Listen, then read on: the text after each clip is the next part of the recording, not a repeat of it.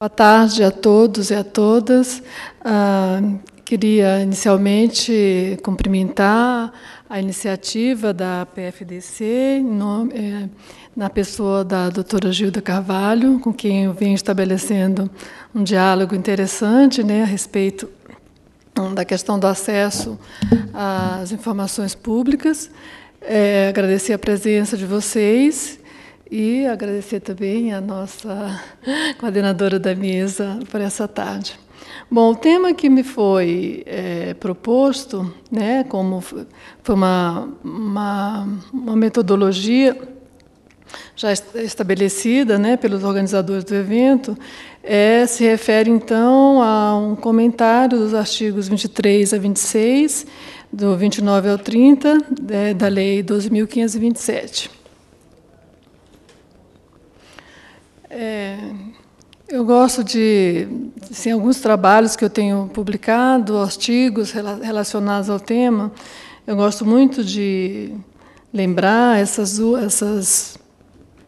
afirmações, uma já ainda no século XVIII, do filósofo Kant, que todas as ações referentes ao direito de outros homens, cujas máximas não são compatíveis com a publicidade, são injustas. Um texto que ele escreveu, denominado Para a Paz Perpétua, onde ele questiona o sigilo, sob diversas formas, sob diversos pretextos, sob diversas argumentações que os Estados tentam impor à sociedade.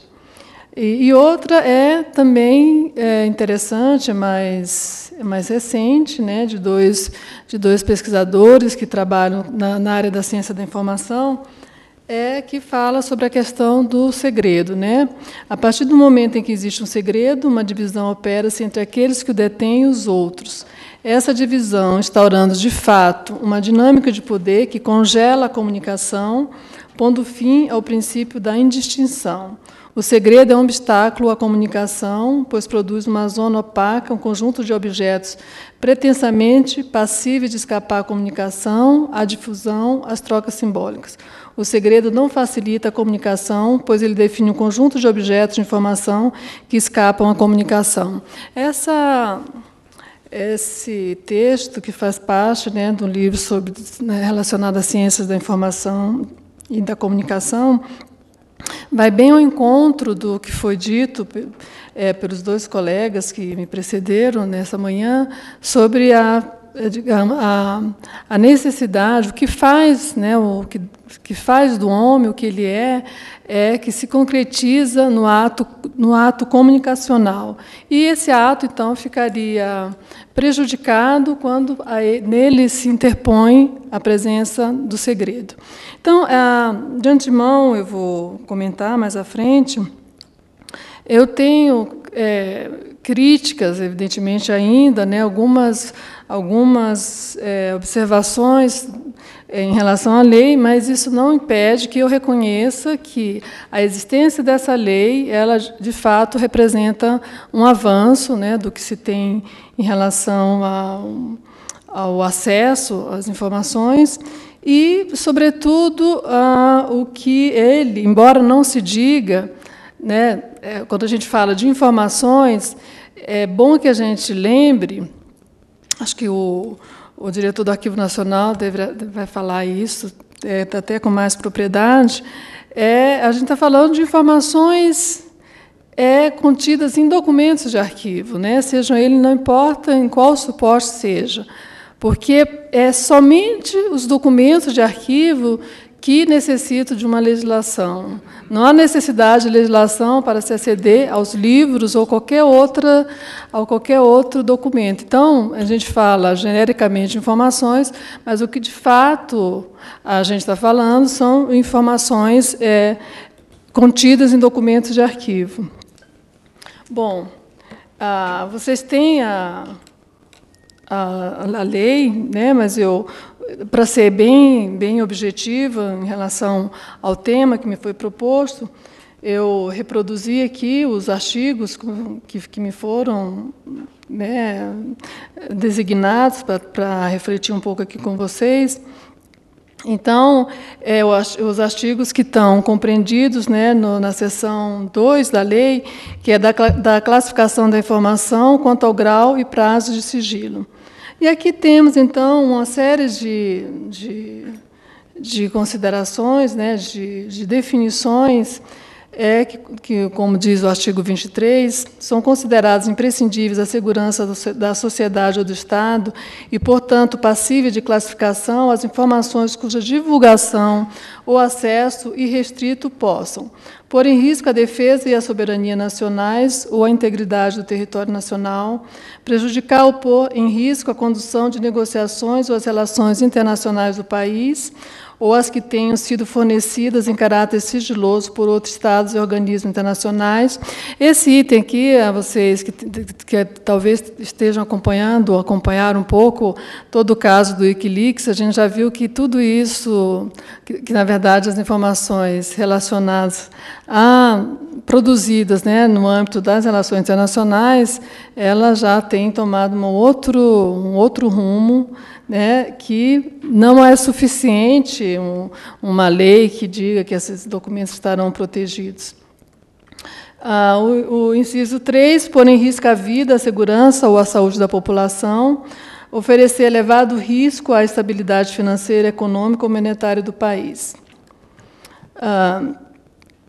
O inciso 5, possam prejudicar ou causar riscos a planos ou operações estratégicas das Forças Armadas, prejudicar ou causar risco a projetos de pesquisa e desenvolvimento científico ou tecnológico, assim como a sistemas, bens, instalações ou áreas de interesse estratégico nacional. 7º, pôr em risco a segurança de instituições ou de altas autoridades nacionais ou estrangeiras e seus familiares, ou, inciso 8, comprometer a atividade de inteligência, bem como de investigação ou fiscalização em andamento relacionados com a prevenção ou repressão de infrações. No geral,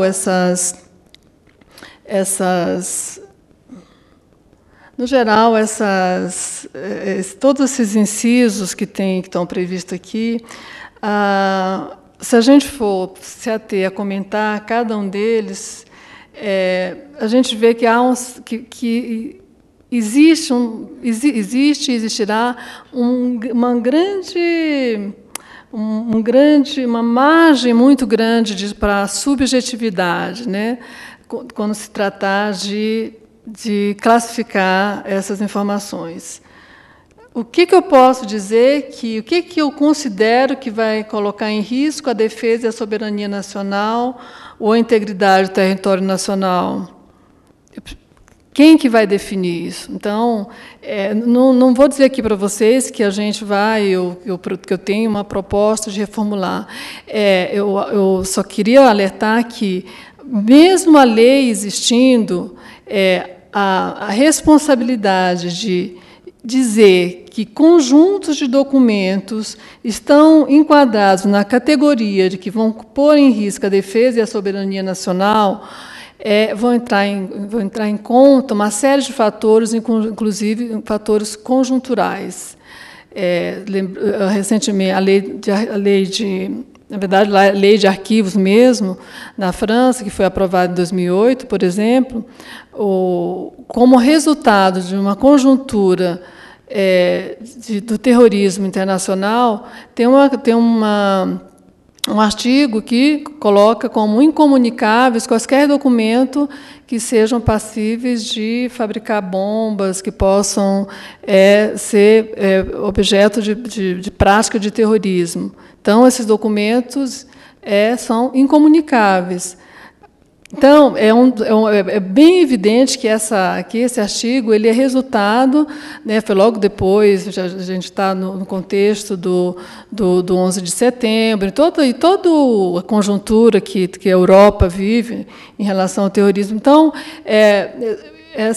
a legislação ela absorve muito a conjuntura política, né? E todos os outros documentos relacionados aos documentos que são resultado de transações, de negociações no âmbito, por exemplo, do Ministério das Relações Exteriores, Também, eu acho que fica, embora a lei exija que o sigilo, né, ele seja justificado, sempre se haverá uma maneira de justificar o sigilo. Pôr em risco a vida, a segurança ou a saúde da população, da mesma forma, oferecer elevado risco à estabilidade financeira, econômica ou monetária do país. Se a gente lembremos do caso do plano Collor, né, na época que o confisco da poupança foi, ninguém ficou sabendo, evidentemente, de todos os planos que isso poderia ter sido alegado, que a não comunicação, né, do que o governo ia fazer iria pôr em risco a questão da estabilidade, né, econômica, financeira ou monetária. Prejudicar ou causar riscos a planos ou operações estratégicas das Forças Armadas. Então, quais são, precisamos saber o que seriam as operações estratégicas das Forças Armadas para saber que conjuntos de documentos, de fato, não podem ser consultados porque colocariam em risco essas ações. Prejudicar ou causar risco a projetos de pesquisa e desenvolvimento científico. Claro, isso aqui é bem um inciso que tem muito a ver com propriedade intelectual, com patentes. Isso é algo que as legislações têm sobre isso, né? Põe em risco a segurança de instituições ou de altas autoridades nacionais ou estrangeiras e seus familiares. Eu vou comentar isso mais à frente, porque isso tem algo que é específico sobre o presidente e o vice-presidente. Eu acho que do meu ponto de vista, esse inciso ele seria desnecessário no âmbito da lei. Comprometer a atividade de inteligência, bem como de investigação ou fiscalização em andamento, relacionados com a prevenção ou repressão de infrações. Isso, o mundo todo, a gente sabe que tem, né, das operações que estão...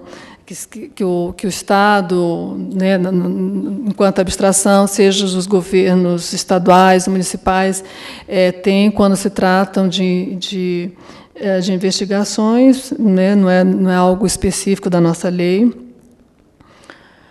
O artigo 24. A informação em poder dos órgãos e entidades públicas, observado seu teor em razão de sua imprescindibilidade à segurança da sociedade ou do Estado, poderá ser classificada como ultrasecreta, secreta ou reservada. E aqui, então, a gente tem os prazos máximos, ultrasecreta, de 25, secreta e reservada. E isso eu já escrevi, algo que eu fiquei surpresa de essa lei ter mantido esse parágrafo 2º. Do que eu conheço de legislação, eu não conheço nenhuma legislação que tenha um parágrafo ou um artigo específico com esse teor. As informações que puderem colocar em risco a segurança do presidente e vice-presidente da República e respectivos cônjuges e filhos serão classificadas como reservadas e ficarão sob sigilo até o término do mandato, em exercício ou do último mandato, em caso de reeleição.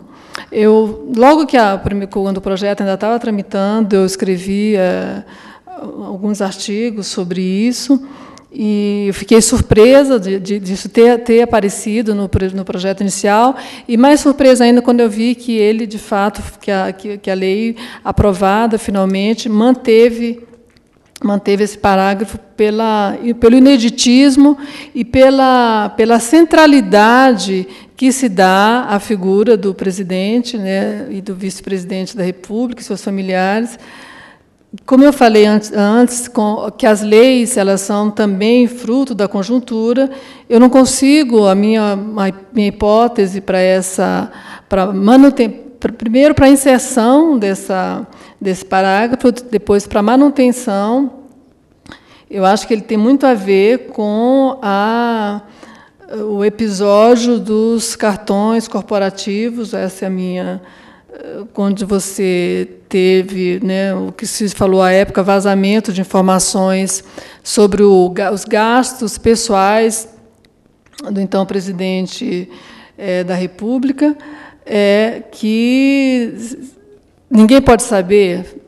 Por que ninguém poderia saber à época que o cartão corporativo, em que o presidente e o vice-presidente ou seus familiares, no que eles usaram, né, o gasto que foi feito efetivamente com os cartões corporativos. Então, eu acho que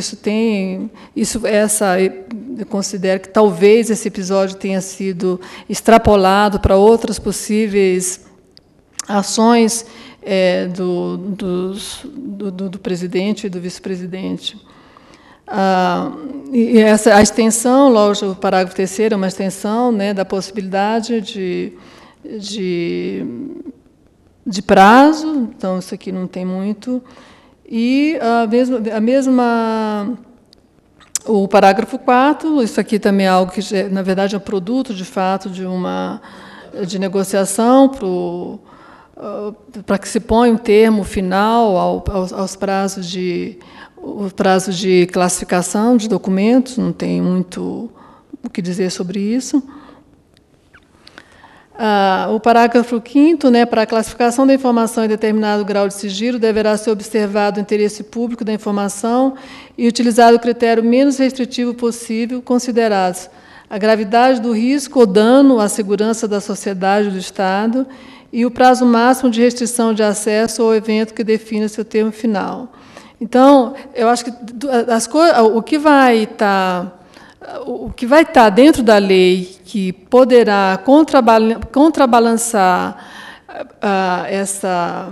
essa grande margem de subjetividade que se pode ter ao se considerar o que é grave ou não, o que põe em risco ou não a segurança da sociedade ou do Estado, primeiro, são a instância recursal, que eu, desde o início, eu preferiria que a instância recursal independente não fosse a CGU, não por não confiar na CGU, mas por considerar que o trabalho atual da CGU já é bastante grande e pela possibilidade de que essa instância recursal ela fosse, de fato, uma instância em que tivesse uma representatividade maior da sociedade civil. Mas, de toda maneira, como se configurou o formato final da lei, eu acho que o que vai permitir essa transparência são as informações que estiverem nos portais, seja no portal,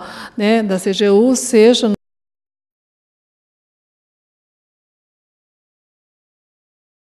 nos estados, municípios e naqueles dos próprios órgãos produtores das informações.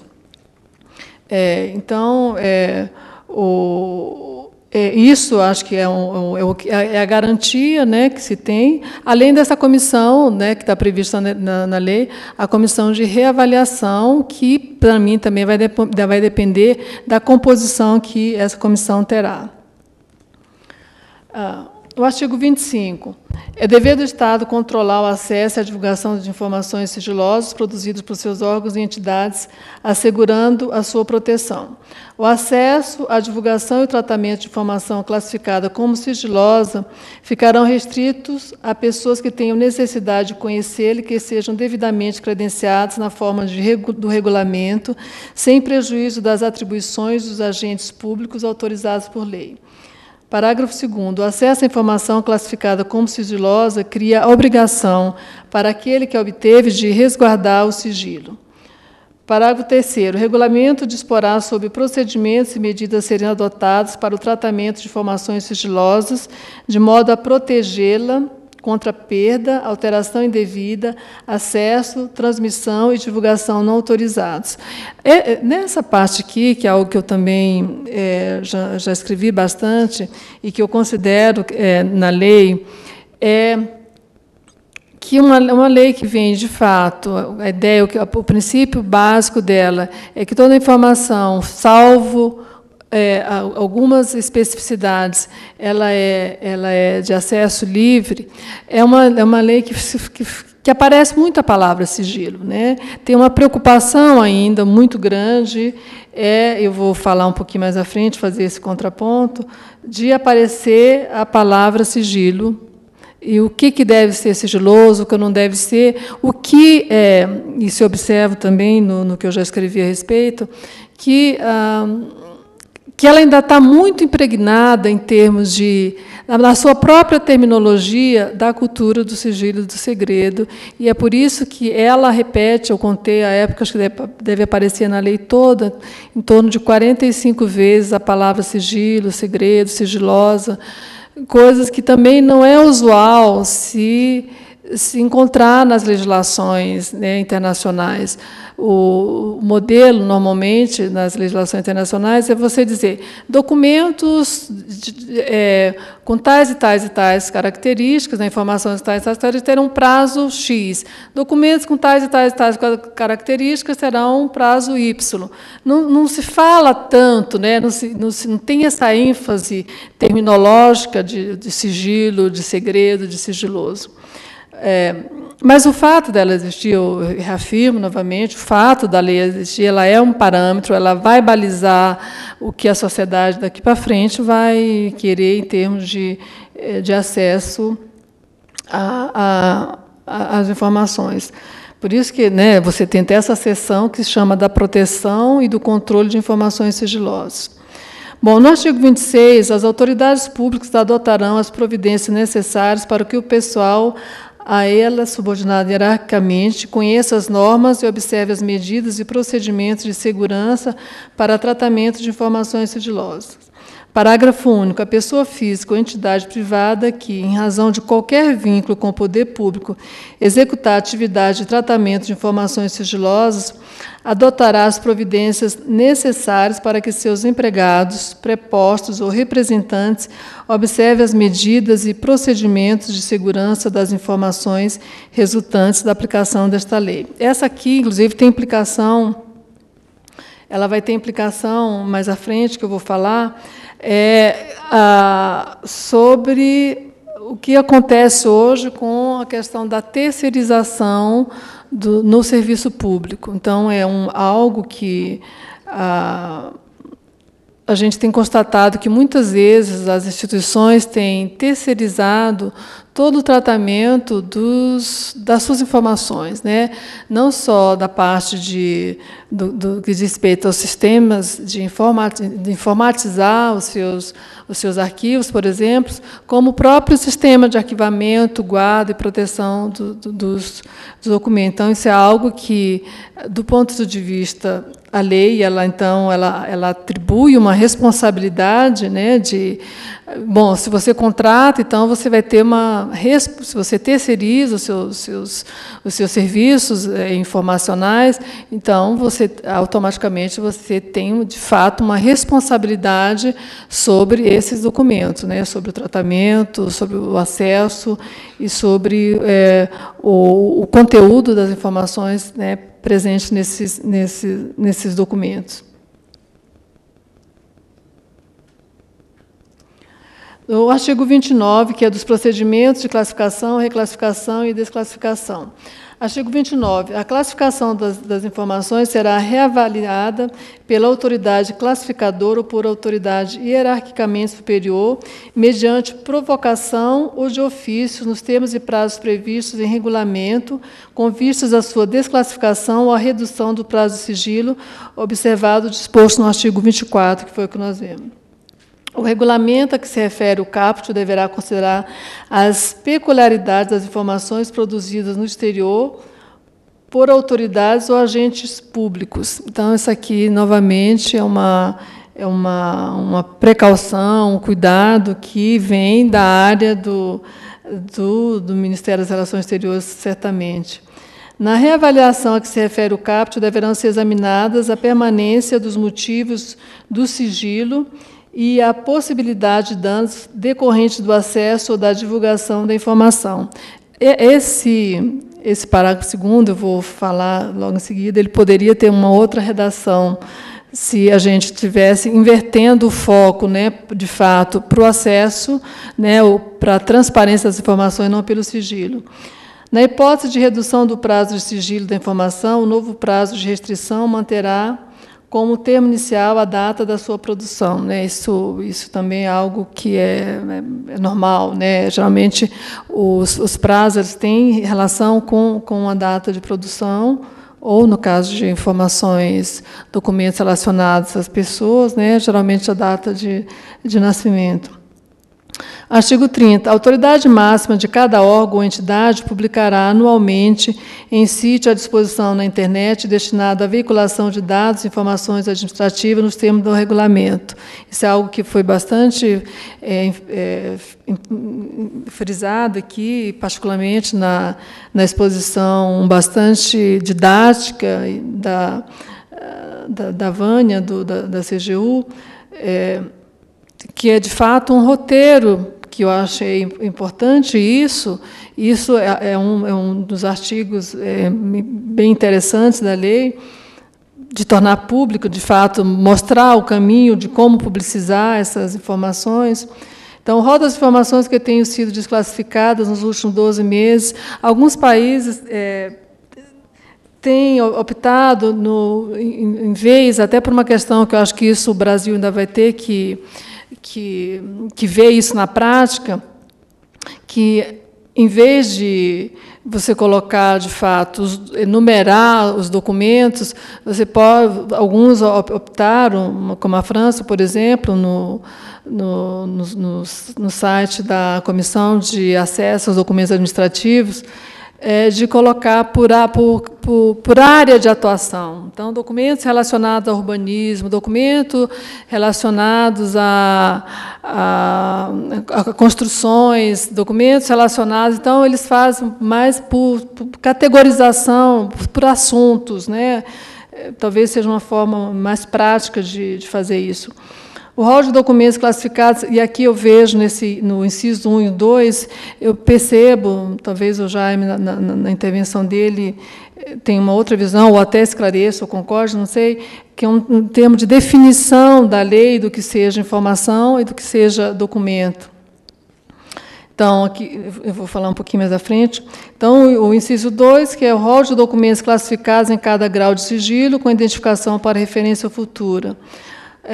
Inciso 3, relatório estatístico contendo a quantidade de pedidos de informação recebidos, atendidos e indeferidos, bem como informações genéricas sobre os solicitantes. Então, esses outros que eu tive a oportunidade de consultar, alguns sites internacionais, não tem... Realmente, a informação é bastante genérica, né, sobre os solicitantes, né? Não se chega a um nível de detalhe, de detalhar o perfil exato de quem solicitou a informação.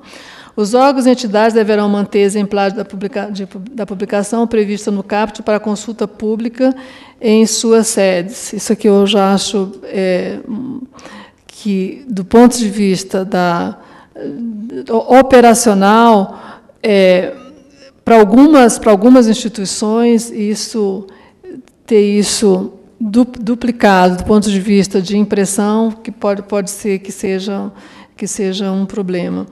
Os órgãos e entidades manterão extrato com a lista de informações classificadas, acompanhadas da data do grau de sigilo e dos fundamentos da classificação. Por trás disso, tem todos os arquivistas que estão presentes aqui, evidentemente, que deve estar todos impactados, porque o que está por trás disso pressupõe todo um trabalho anterior de organização, né, de tudo, desde a classificação, né, o processo que já deve ter passado, porque nós vamos ter a legislação não se refere a isso, né? Mas a gente está falando aqui de documentos, que eu insisto que são documentos de arquivo, que vão se encontrar em 3 fases do que a gente chama em arquivologia: a fase corrente, a fase intermediária e a fase permanente.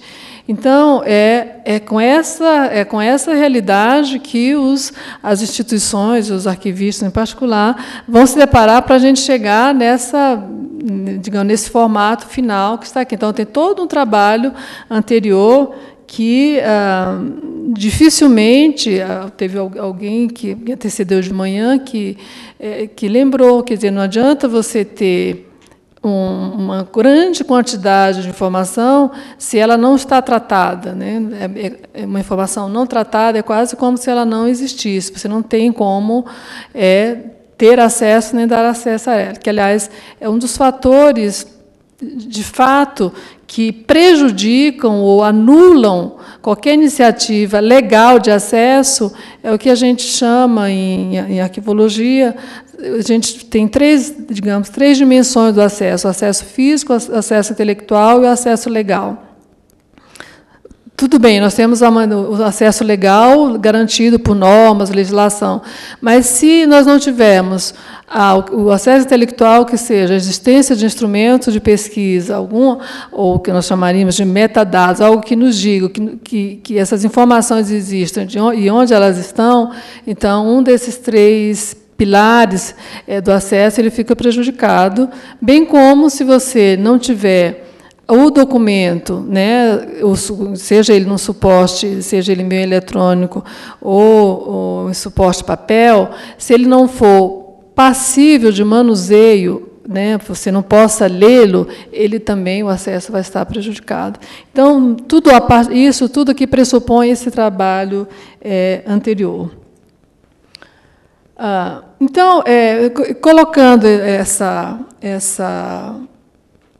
assim, objetivamente, o que diz a lei,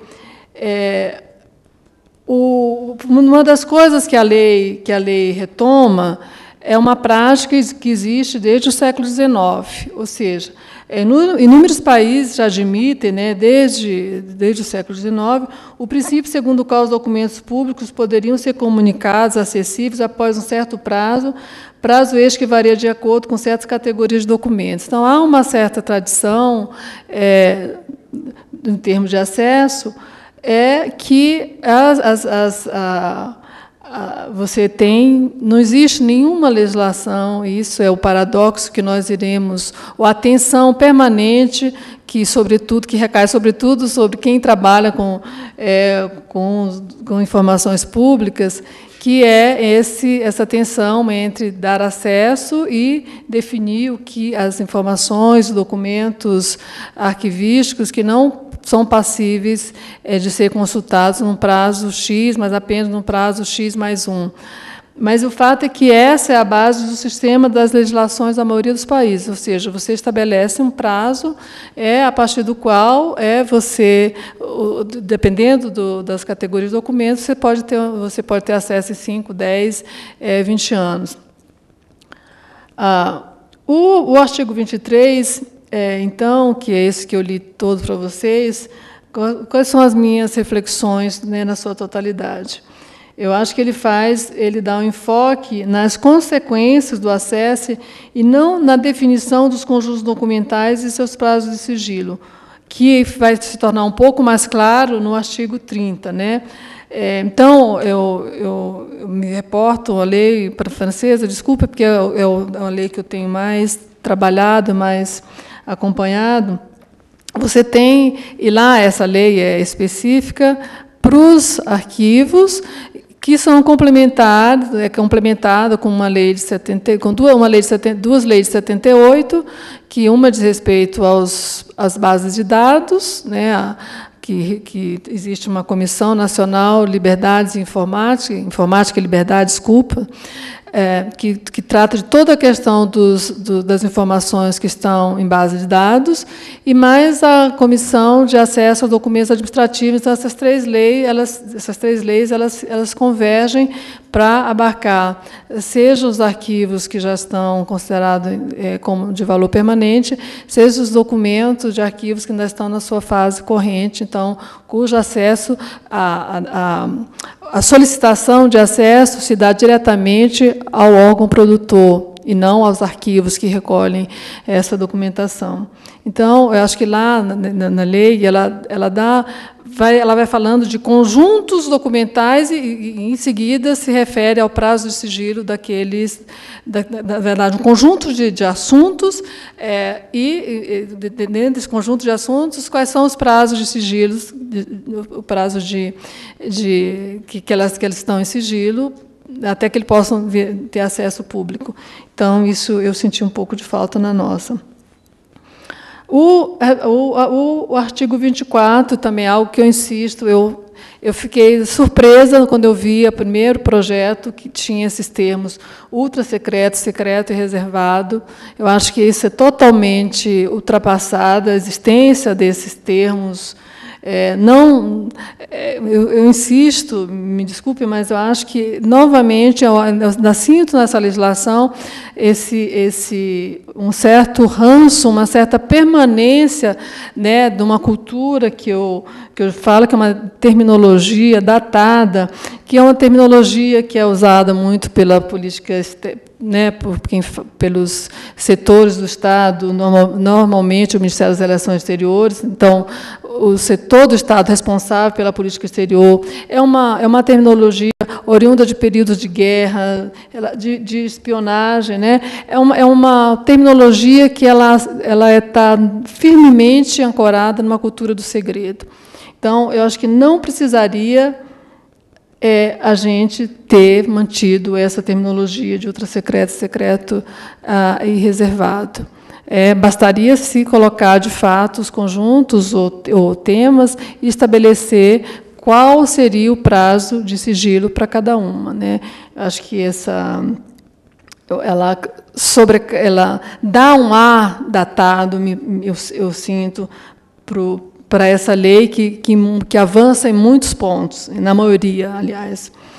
E não há definição clara sobre cada um dos termos, né? Na verdade, vai ficar novamente, aí eu insisto novamente no grau de subjetividade de quem vai definir o que seja ultra secreto, o que seja secreto, o que seja reservado.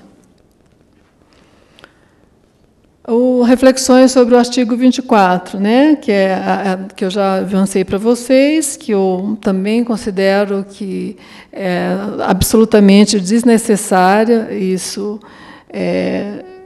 esse parágrafo nessa legislação, essa proteção específica, né? Por que o presidente da República, o vice-presidente precisa estar tão acima, né, de qualquer... Está tão especificado dentro da lei essa proteção. E a minha hipótese, que eu, né, já avancei aqui para vocês, é que esse parágrafo se deve muito à conjuntura política, na qual a lei foi pensada, foi discutida e foi finalmente implementada, foi finalmente aprovada.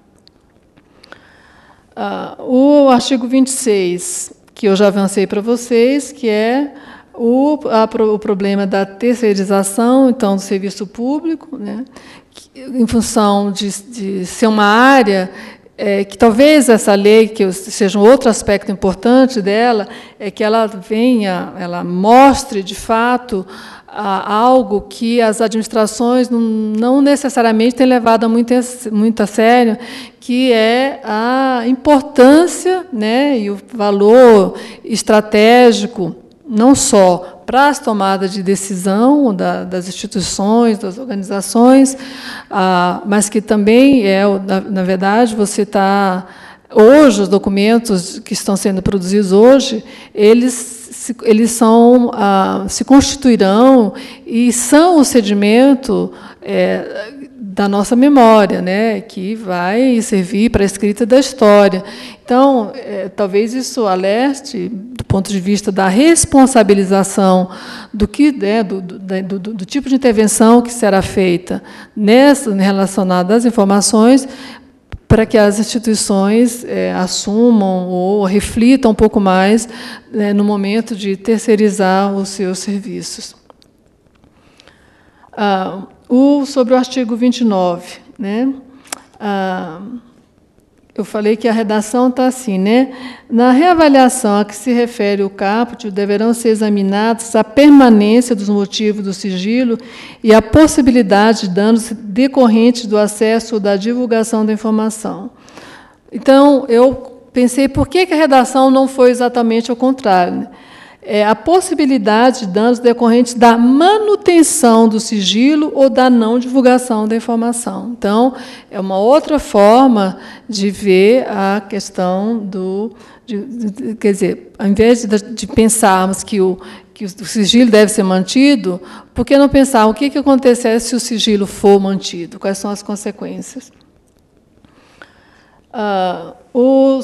Sobre o artigo 30, são basicamente a questão da definição do rol das informações e o rol de documentos classificados. Então, falta essas definições, se vocês lembrarem que a legislação, no artigo 4º, da lei, a gente tem, então, a definição do que são, desculpem, cadê o artigo 4º? Para efeitos da lei, considera-se, então, tem a definição de informação, definição de documento, definição de informação pessoal, tratamento da informação, disponibilidade, autenticidade, integridade, primariedade, são essas definições. Aí, quando nós vamos lá, então, no artigo 30, nós temos, então, assim, rol das informações que tenham sido desclassificadas nos últimos 12 meses. E, no mesmo, no inciso seguinte, fala de rol de documentos classificados em cada grau de sigilo com identificação para referência futura. Qual a diferença, então, a minha questão, qual a diferença entre informação e documento? São sinônimos, nesse caso? E não são, não são. Então, isso é engraçado, eu mesma, só depois, há pouco tempo, relendo essa lei, é que eu particularmente, me dei conta, pode ser que eu esteja enganada, mas que há uma confusão aqui e que isso pode ter impacto, no momento de operacionalização da lei. E, chegando, então, às minhas considerações finais, nos 5 minutos que me restam, eu queria dizer que por mais crítica que eu seja em alguns aspectos da lei, eu endosso, referendo alguns os meus colegas, os que me precederam, da importância. Acho que ela vai ser um marco, ela vai, no mínimo, mobilizar as pessoas, as instituições, sejam para fazer valer os seus direitos, seja para as instituições se organizarem. Eu continuo mostrando e reafirmando que ela mantém algumas idiosincrasias em relação que a modernidade, ou a nossa contemporaneidade em relação ao acesso à informação, como é o que eu já observei para vocês anterior, que eu acho que não deveria permanecer. Ela segue, dentro do contexto internacional, é uma lei que a gente viu que, do ponto de vista da história recente, o final dos anos 80, a partir do final dos anos 80, os anos 90, os anos 2000, foram anos, foram décadas de muita mobilização internacional, onde os países, de fato, sobretudo o fato da queda do muro em 89, do muro de Berlim, e toda a derrocada dos países comunistas, então, isso também, de certa forma, mobilizou a Europa como um todo, no sentido de se adequar, de zelar pela transparência das ações do Estado. Então, a nossa lei ela seguiu um pouco esse movimento de acompanhar as questões internacionais. Ela é tributária também do nosso contexto nacional. A minha hipótese é que também, eu acho que a partir de toda a questão dos documentos, do acesso aos documentos envolvendo a ditadura militar e a busca por esses documentos e decisões da Justiça Nacional e até de cortes internacionais, mais relacionado a um episódio da história brasileira, isso também mobilizou e ela, de fato, esses movimentos, essa conjuntura, ela participa, então, da concepção dessa lei. E, finalmente, também o que foi dito aqui, a implementação dela, que o procurador que me antecedeu, né, ele explicitou bem isso. Mais do que um avanço, ela representa um desafio, né?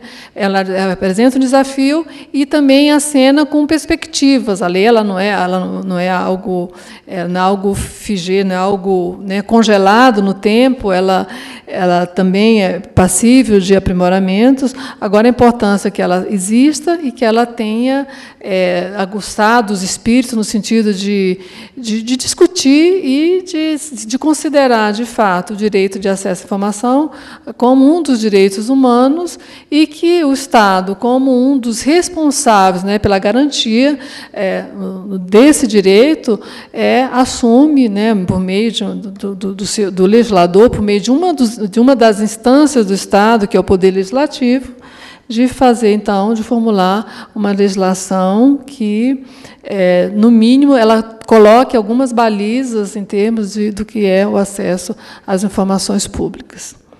É isso. Muito obrigada.